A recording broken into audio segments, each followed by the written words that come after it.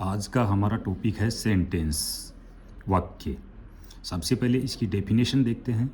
A sentence is a group of words that makes complete sense. अब बात करते हैं वाक्यों के प्रकार के बारे में। Kinds of sentence. वाक्य सामान्यतया 5 प्रकार के माने जाते हैं। Affirmative sentence, interrogative sentence, negative sentence, interrogative negative sentence और WH वर्ड सेंटेंस। हम एक बड़े ही आसान और इजी वे में एक ही प्रकार के सेंटेंस से, अफर्मेटिव सेंटेंस से 4 अलग प्रकार के वाक्य बनाना सीखेंगे। इसको इंटरचेंज करना भी कहते हैं। जैसे अफर्मेटिव सेंटेंस है, इसको इंटरोगेटिव में चेंज करो। अफर्मेटिव है, नेगेटिव में चेंज करो। अफर्मेटिव सेंटेंस है, इंटरोगेटिव नेगेटिव में चेंज करो। इस प्रकार से हम यदि एक प्रकार का वाक्य हमें बनाना आता है तो उसके आधार पर हम 5 प्रकार के वाक्य आसान तरीके से बना सकेंगे। सबसे पहले अफर्मेटिव सेंटेंस का एक एग्जाम्पल लेते हैं। Raman is reading a book.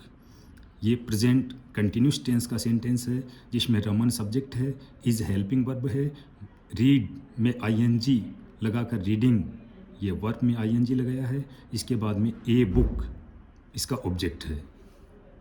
Affirmative sentence का एक उदाहरण है Raman is reading a book.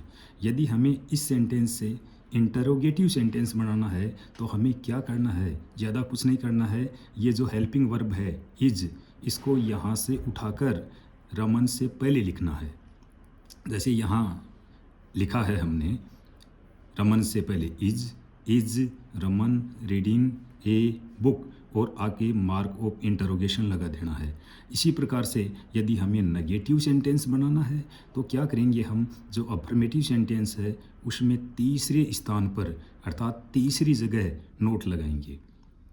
यहाँ इस वाक्य को ध्यान से देखिए। रमन की जगह रमन लिखा है, इज़ हेल्पिंग वर्ब है, इज़ लिखी है, और ये तीसरा स्थान, ये पहला, ये दूसरा और ये तीसरा, और फिर वाक्य को वैसा का वैसा ही कॉपी करेंगे। रीडिंग ए बुक, आगे फुल स्टॉप लगाएंगे।